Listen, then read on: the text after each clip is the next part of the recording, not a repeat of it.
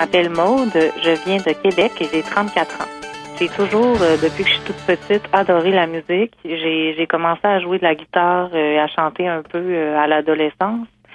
Mais disons que j'écrivais un peu de chansons comme ça pour m'amuser, mais j'étais jamais convaincue que je pouvais faire ça dans la vie. Et plus le temps passait et l'envie était plus grande.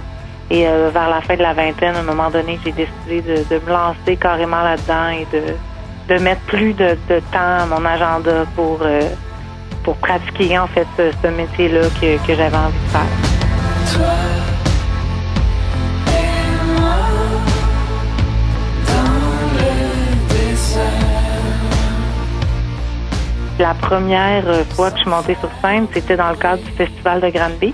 J'avais envoyé mes chansons en me disant ça va me donner un petit signe si mes chansons sont pas pires, si je suis sélectionnée. Et je l'ai été finalement, donc j'ai comme pas eu le choix de monter sur scène, même si j'étais un peu timide, puis j'avais jamais vécu ça auparavant. J'ai sorti un album, ça fait environ 1 an.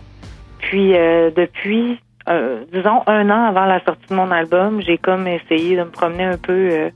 C'est sûr que ça a été essentiellement dans des petites places à Québec et à Montréal, mais j'ai quand même participé à d'autres festivals comme les Francs ouvertes, Vues sur la relève, des choses comme ça. La vie qui traverse nos yeux, nous salit, nous effroie.